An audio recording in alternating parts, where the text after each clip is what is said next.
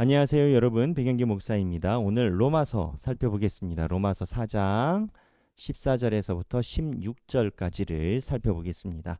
먼저 14절 읽어보겠습니다. 로마서 4장 14절입니다. 만일 율법에 속한 자들이 상속자이면 믿음은 헛것이 되고 약속은 파기되었느니라. 여러분 무슨 말씀인지 아시겠습니까? 다시 한번 읽어볼까요? 만일 율법에 속한 자들이 상속자이면 믿음은 헛것이 되고 약속은 파기되었느니라.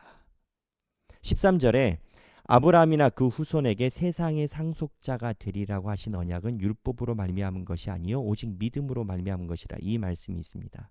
자, 여기 보면 오늘 14절에 율법에 속한 자들이 상속자이면 믿음이 헛것이 된다라는 거예요. 이 의미 이렇게 이해하셔야 됩니다. 아브라함, 바울에 대한 이해는 그렇습니다. 창세기 15장에 아브라함이 의로, 여기 믿음으로 시작한 겁니다. 이게 창세기 15장입니다. 근데 율법은 언제요? 율법은 출애굽기. 여기가 율법입니다. 율법.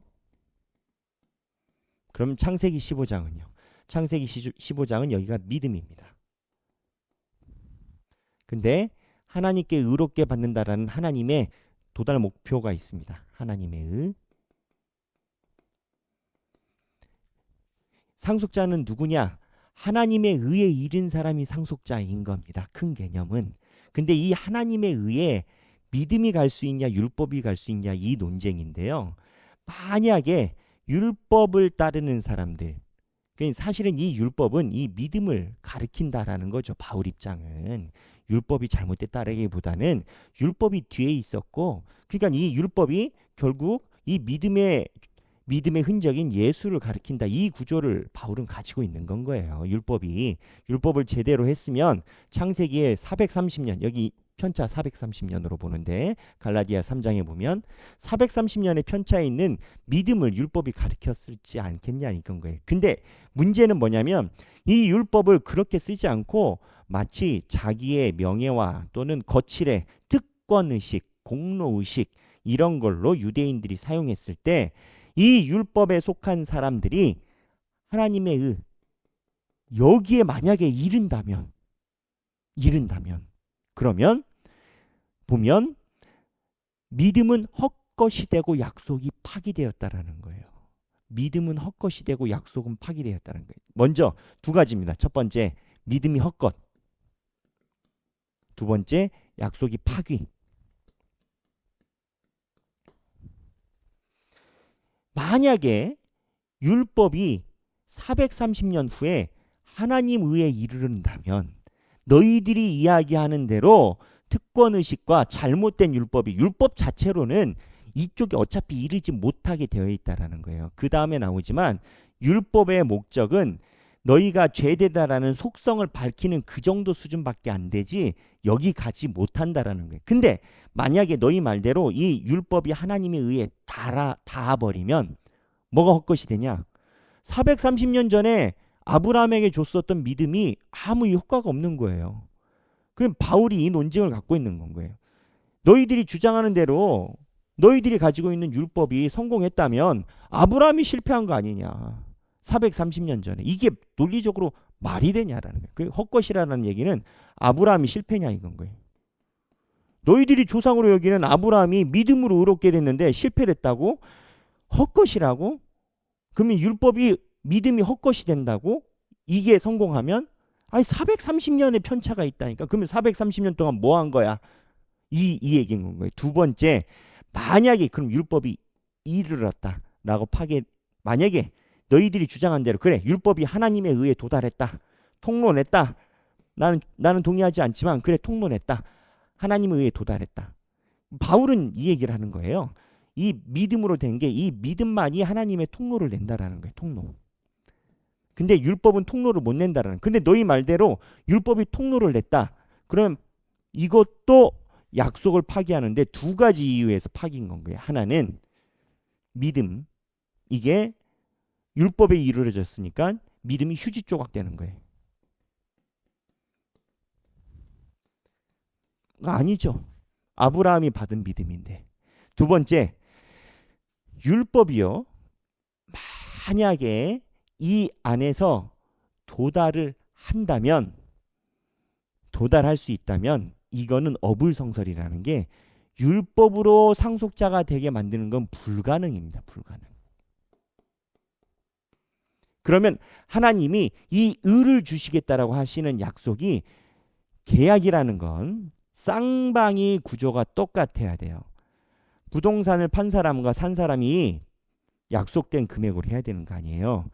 하나님의 의가 율법과 동일하게 가야 된다면 사람이 이 율법이 기둥을 낼 수 있도록 잘 살아야 되는데 요것도 어불성설이라는 거예요. 그래서 믿음이 파기된다라는 거예요. 요걸로 길내는 것 자체가 안 된다라는 거예요. 그러니까 된다 해도 믿음이 휴지 조각 되고 율법으로 된다 해도 안 되는 거를 어기는 거고 안 되면 거기서 끝나는 게 아니라 하나님과 인간의 화목제물이 계산이잖아요. 계산을 대신 예수님이 죽으신 거잖아요. 이 구조가 안 맞아준다라는 거예요. 쉽게 얘기를 하면 율법이 되면 앞에 있는 믿음이 헛것이 되는 거고 430년 동안 지난 것이 앞을 쳐버리니까 파기된다, 휴지 조각 된다. 율법이 이루면 휴지 조각 되는 게 율법 자체가 이룰 수 없기 때문에 율법만 가지고 얘기를 하면 하나님이랑 쌤쌤이 안 된다는 거예요. 이건 율법이 이렇게 율법이 있으면 하나님의 의와 크기가 똑같아야 되잖아요. 근데 율법으로 된다라고 여기면 이게 크기가 거기까지 안 가고 요만큼만 가고 하나님의 의랑 1대1이 안 된다고요. 그럼 1대1을 어떻게 시켜요? 믿음으로 예수님이 들어와서 여기가 채워버리는 거예요. 그 하나님 입장에서는 공의로우신 하나님이니까 1대1이 맞아줘야 되는 거예요. 그 내용인 건 거예요. 그래서 다시 읽어보면 14절에 만일 율법에 속한 자들이 상속자이면 믿음은 헛것이 되고 약속은 파기되었느니라. 믿음 430년 전에 있었던 바울의 계산에 의하면 갈라디아서 3장에 15장에도 보면은 창세기 15장에 보면 이스라엘 백성들이 4대 동안 이집트에 가 있을 거라는 예언이 있어요. 그러니까 하나님도 창세기 15장 보세요. 이스라엘 백성들이 출애굽해가지고 이집트 바로 밑에서 4대 400년 동안 있을 거라는 하나님의 예언이 있고 바울은 이걸 계산법을 430년으로 가져가요. 율법이 430년 후에 생겼는데 율법에 속한 자들이 만약에 여기 속한 자들이 상속자이면 너희들이 그렇게 좋아하는 아브라함의 믿음 15장에 있는 믿음이 땡 의미가 없다라는 거예요. 휴지 조각 된다라는 거예요. 그건 말이 안 된다라는 거예요. 바울이 누차 얘기를 하는 것은 유대인의 율법을 벗어나서가 아닙니다. 율법의 핵심을 더 정확하게 보는 거예요. 율법이 나중에 늦게 왔고 아브라함의 믿음이 먼저 왔으니까 믿는 것이 하나님에 의해 도달하는 구멍을 낸다라는 거예요. 근데 뭘 믿느냐? 나중에 이 믿는 게 하나님이 믿는 걸 채워주기 위해 예수를 어떻게 보면 보좌제로 보수하는 자제, 보좌제로 예수님을 이곳에 채워넣는 거. 그게 믿음으로 가능하다라는 거예요. 그게 더 율법보다 선수쳤다라는 거예요. 아브라함의 일생이 믿음 하나로만 갔다라는 거예요. 아브라함의 일생이 율법처럼 눈에 보이는 걸로 현실로 간 게 아니라 아브라함이 바랄 수 없는 중에 조금 있으면 나옵니다. 바랄 수 없는 중에 믿었고 그 아브라함도 하나님이 의를 내신다라는 믿음으로 살아갔다라는 거예요. 그래서 믿음이 중요하고 바울이 이 믿음을 이야기하는 이유가 뭡니까?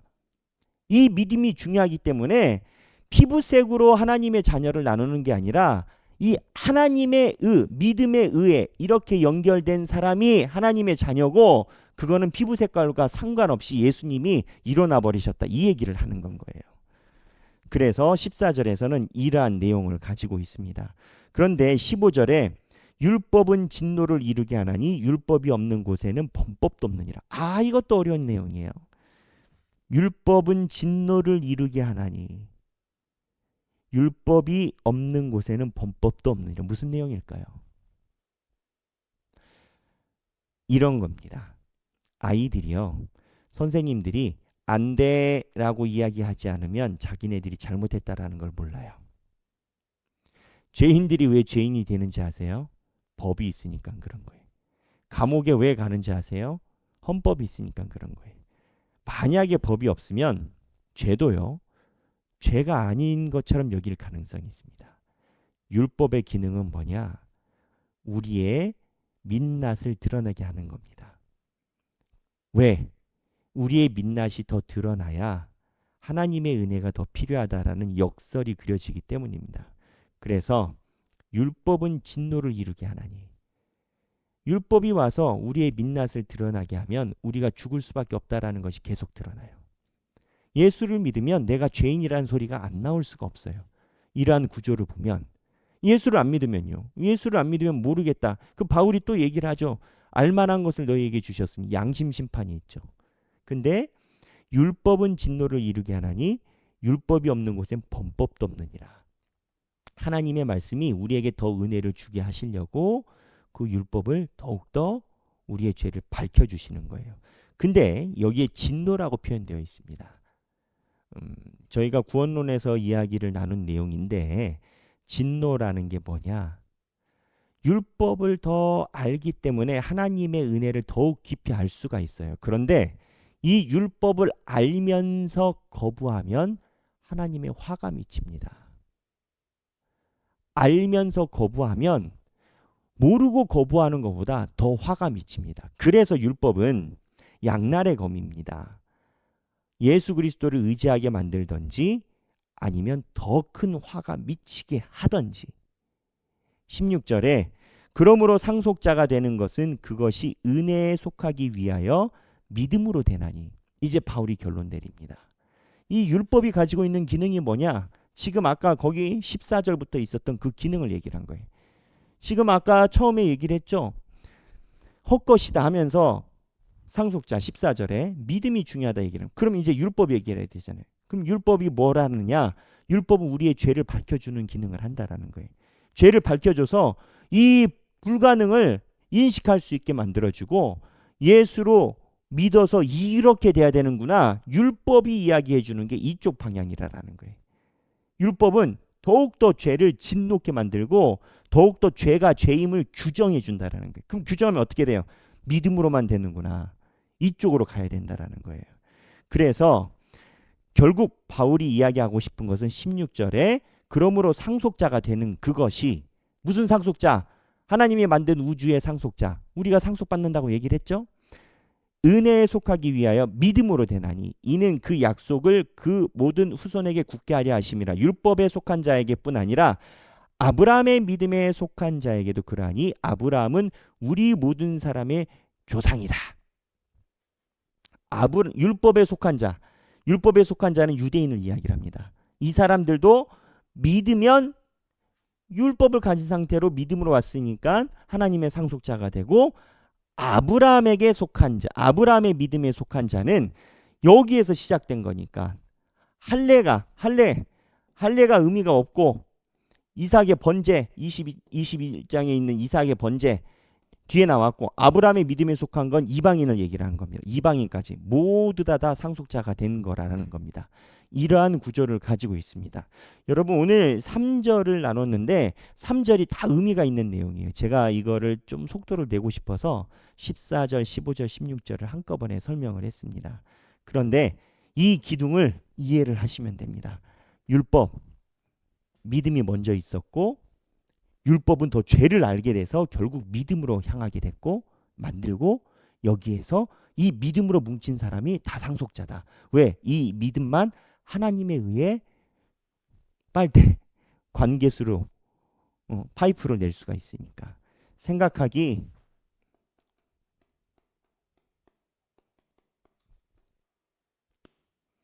자, 여기에서 보이는 건 믿음의 인도인 겁니다.